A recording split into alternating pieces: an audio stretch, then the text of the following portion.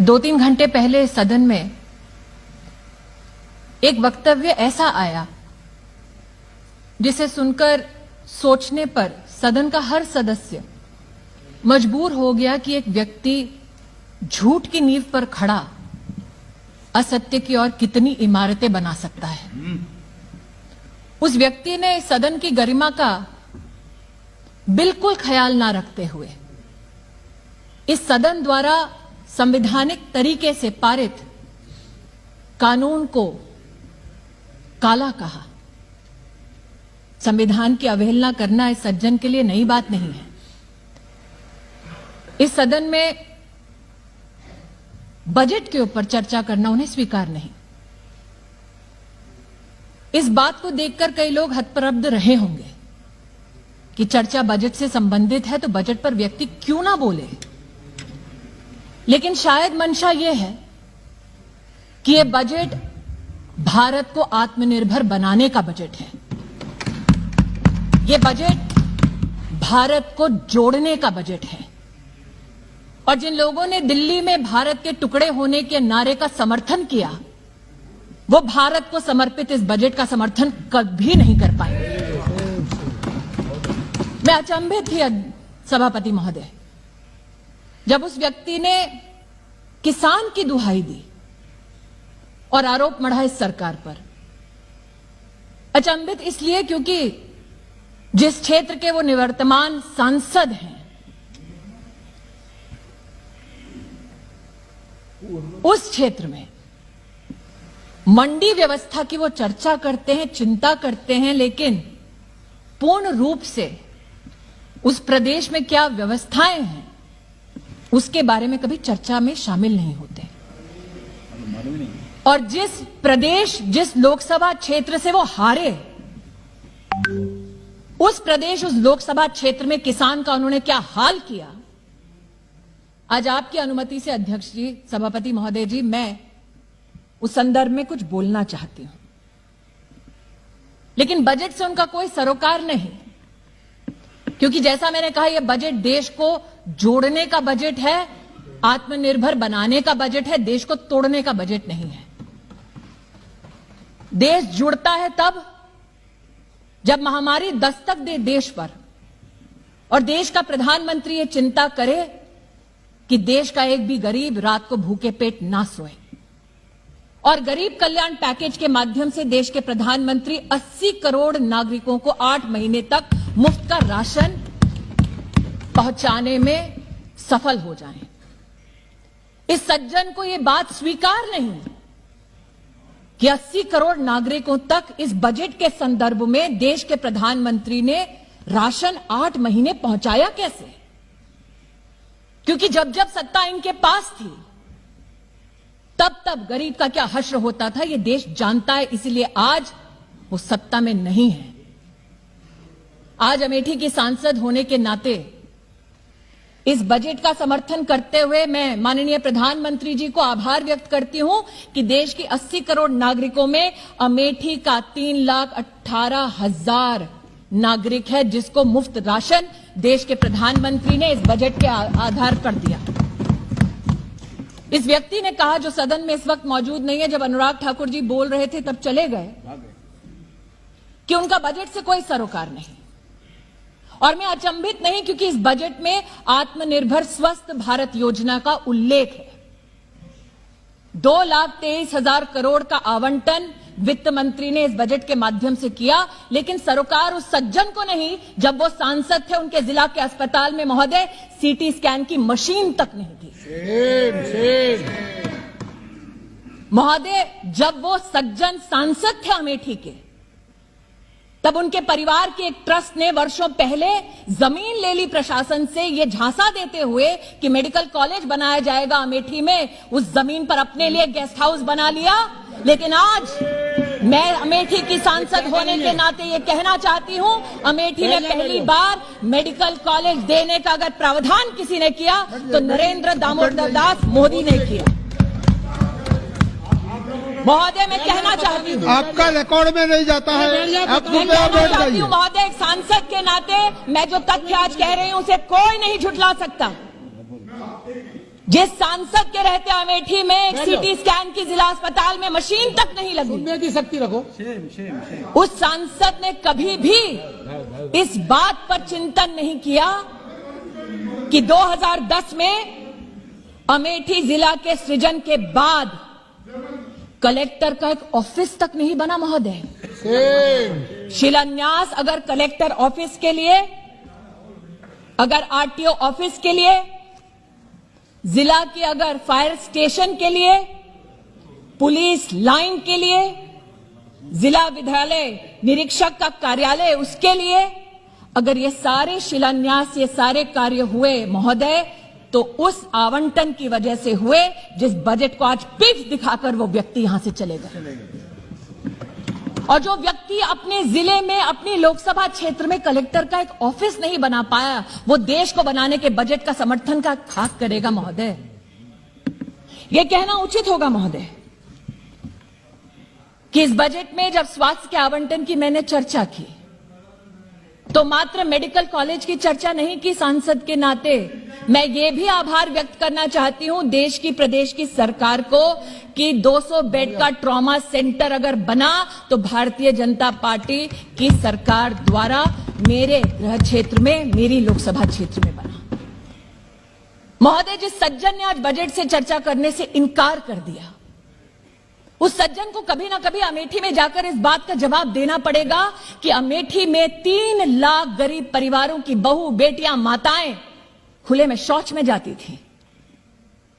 उन परिवारों के लिए कभी भी इस सज्जन ने एक शौचालय तक नहीं बनवा कर दिया। इसलिए आज इस बजट के प्रावधान में स्वच्छ भारत अभियान की सफलता हेतु 10 करोड़ गरीब परिवारों को जो देश में पहली बार एक शौचालय मिला, उसमें योगदान अमेठी के 3 लाख परिवारों को जीवन में पहली बार शौचालय बनाने वाले नरेंद्र मोदी जी की सरकार को मैं आभार और अभिनंदन व्यक्त करना चाहती हूं। वित्त मंत्री जी सभागार में उपस्थित हैं। वित्त मंत्री जी पर कितने कटाक्ष किए उस सज्जन ने, ये ना अनदेखा है ना अनसुना है। और आज जब बजट पर उन्होंने चर्चा करने से उस सज्जन ने इनकार कर दिया, तो इस बजट में वो क्या क्या प्रावधान है जिनसे चर्चा करने से वो पीठ दिखाकर गए। इस बजट में प्रावधान है कैसे हमारे ग्रामीण अंचल में इंफ्रास्ट्रक्चर की दरकार है। महोदय, जिस बजट में रूरल इंफ्रास्ट्रक्चर का प्रावधान हो उस पर चर्चा करना उस सज्जन को स्वीकार नहीं, क्योंकि अमेठी में 194 ऐसी पंचायतें हैं जिनमें आज तक उस व्यक्ति ने भवन ही नहीं बनवाया था। यह भवन निर्माण कब संभव हुआ महोदय? जब देश के प्रधानमंत्री नरेंद्र मोदी बने। आज जब शौचालय की बात करती हूं, 3 लाख परिवारों की बात करती हूं, महोदय सोचिए जिस लोकसभा क्षेत्र से देश के प्रधानमंत्री आए, जो सज्जन आज बाल हट का यहां पर उदाहरण दे रहे थे, उस लोकसभा क्षेत्र में 680 ऐसे सार्वजनिक स्थल थे महोदय जहां पर जिंदगी में कभी सामुदायिक शौचालय नहीं बना। उस लक्ष्य की पूर्ति करने वाले इस बजट का आज मैं अमेठी की सांसद होने के नाते समर्थन करती हूं महोदय, इसलिए खड़ी हुई। किसान का बार बार उल्लेख करने वाले ये सज्जन, इन्होंने सदन के बाहर जब प्रेस को संबोधित किया था एक प्रेस कॉन्फ्रेंस में, तो कहा था प्रधानमंत्री को चेतावनी देता हूं कि शहरों में आग लग जाएगी। बार बार देश की कृषि मंत्री ने कहा, साहब बताइए तो वो कौन सा क्लॉज है जिस पर चर्चा करनी है। वो क्लॉज कभी नहीं बताया गया। झूठ बोला गया कि एमएसपी का ऑपरेशन बंद हो जाएगा। वित्त मंत्री ने अपने वित्तीय भाषण में कहा कि एमएसपी की तुलनात्मक क्या क्या आंकड़े हैं। मैं आज कहती हूं, कपास में 2013-14 में मात्र 90 करोड़ की खरीद की यूपीए की सरकार ने, मोदी सरकार ने कपास के अंतर्गत 26,000 करोड़ की खरीद करके दिखाया। और जो सज्जन इस सदन में किसानों की दुहाई देते हैं महोदय, 2013-14 में जब उनकी सरकार थी, इधर भी उधर भी, तब एमएसपी का लाभ मात्र 500 किसानों को मिला एक पूरे गृह क्षेत्र में। एक ऐसा लोकसभा क्षेत्र जिससे 3 जिले जुड़े हैं, वहां पर 500 किसानों को एमएसपी के ऑपरेशन का लाभ दिया इस व्यक्ति ने, जो बजट पे चर्चा नहीं करना चाहता। एग्री इंफ्रा फंड के बारे में वित्त मंत्री जी ने उल्लेख किया, एग्रीकल्चर क्रेडिट के बारे में वित्त मंत्री जी ने उल्लेख किया कि 16 लाख करोड़ हम लोग एग्रीकल्चर क्रेडिट पहुंचाना चाहते हैं। महोदय, इस व्यक्ति के गृह क्षेत्र में जब ये अमेठी के सांसद थे तो जीवन में पहली बार कृषि विज्ञान केंद्र किसी ने खोला तो नरेंद्र दामोदर दास मोदी ने खोला। मैं अचंभित थी कि ये कैसे पीठ दिखाकर जा रहे हैं। अरे जब ये सांसद थे अमेठी के, तो अमेठी के किसान एकत्रित होकर हमारे कृषि मंत्री से बोले, साहब आज तक खाद की एक रैक नहीं उतरी अमेठी में। खाद की रैक पहली बार गौरीगंज में उतारने वाला अगर कोई था तो उसका नाम नरेंद्र दामोदर दास मोदी है। किसानों की दुहाई देते हैं। मैंने बार बार इनसे कहा कि आपने कोहार में किसानों से जमीनें ली ये कहकर कि आप सम्राट साइकिल और नया नया उद्योग बनाएंगे। उद्योग आपने खड़ा नहीं किया, लेकिन आपकी ट्रस्ट ने उस जमीन को खरीद लिया। वो जमीन जो कमर्शियल किसी एंटरप्राइज के लिए था, एक एनजीओ ने खरीद ली। ऐसा कोई बचा नहीं जिसको जायस में, बहादुरपुर के आसपास किसानों से अरे बैठ जाओ, तुम्हें नहीं कुछ पता। जमीन ली गई ये कहते हुए, अमेठी गए भी नहीं, तुम बैठ जाओ। जमीन ली गई ये कहते हुए बैठ जाओ। मोदी जा আমি আজকে আপনাকে প্রমাণ দিতে পারি। আমি প্রমাণ দিতে পারি। कुछ नहीं पता तुम्हें। বলছি, আপনি বসুন, আমি বলছি। बैठ जाओ। मंत्री हूं तो क्या, अमेठी की सांसद भी हूं। बैठ जाओ। झूठ का पर्दाफाश करने का मेरा भी अधिकार है। अरे पता नहीं, तुम बैठ जाओ। आप बैठ जाइए, कृपया बैठ जाइए। अधीर रंजन जी बैठ जाइए। आप जायज बहादुरपुर बैठ में जाइए। किसानों से जमीन ली गई ये कहकर कि महिलाओं के लिए इंटर कॉलेज खोला जाएगा, और इंटर कॉलेज नहीं खोला महोदय, उनकी दोबारा ट्रस्ट ने वो जमीन ले ली, अपना कार्यालय खोल दिया। और जब प्रशासन ने महोदय वो जमीन वापस मांगी तो ये कोर्ट चले गए किसानों के खिलाफ। आज महोदय पार्लियामेंट्री मंत्री, संसदीय कार्य मंत्री राहुल गांधी जी कह के गए कि मोदी जी के लोग किसानों की जमीन ले लेंगे। उसी के ही रिप्लाई दे रहे हैं कि मोदी जी जमीन देते हैं, लेते नहीं है। यही तो मंत्री जी कह रहे हैं। मंत्री को राइट है इंटरवीन करने का, मंत्री को राइट है इंटरवीन करने का, भाई इसलिए इंटरवीन करने। वो कह रहे थे ना किसानों की वो जमीन ले लेंगे, तो जमीन किसने ली वो बता रहे हैं। धन्यवाद। Whatever I'm stating is a fact. चलो आप बैठ जाइए। And since the gentleman concerned refused to speak on the budget, I am extremely grateful that you allowed me to speak on the budget. And it is that budgetary comparison, sir, that I am laying on the floor of this house through my speech. I would like to hear ads, sir. इस budget के जो पीठ दिखाकर गए हैं वो सज्जन, आपको पता है, एक छोटा सा इसमें प्रावधान है महोदय। वित्त मंत्री जी ने बात की एविएशन सेक्टर में, उड़ान में, मेट्रो में किस प्रकार से राष्ट्र को सशक्त किया जाएगा। चर्चा ये की गई साथ में वित्त मंत्री द्वारा कि 18,000 करोड़ रुपया बस की सेवा को भी सुदृढ़ करने के लिए दिया जाएगा। पीठ दिखाकर चले गए, बस की सुविधा के ऊपर चर्चा नहीं की। बड़े लोग हैं। लेकिन एक सत्य यह भी है महोदय कि अमेठी में 30 साल से तिलोई का बस अड्डा बना नहीं पाए। जनता मांगती रही, लेकिन नहीं हो पाया। अरे यार, टेक्सटाइल की भी बात करूंगी सर। आपकी सरकार ने 50% पूरा बजट कैसे सरेंडर किया यूपीए में, वो भी बताऊंगी। चुनौती देती हूँ, डिस्कस कर लीजिए। दूध का दूध, पानी का पानी हो जाएगा उसमें भी। मैं आज महोदय मैडम एड्रेस टू ये चेयर। कहना चाहती हूँ, अरे भैया आपका मैं बोलना चाहती हूँ अधीर महोदय, रंजन जी कृपया बैठ जाइए। आप बैठ जाइए। वित्त मंत्री जी विराजमान है। पता अमेठी कहाँ है। जब वो रक्षा मंत्री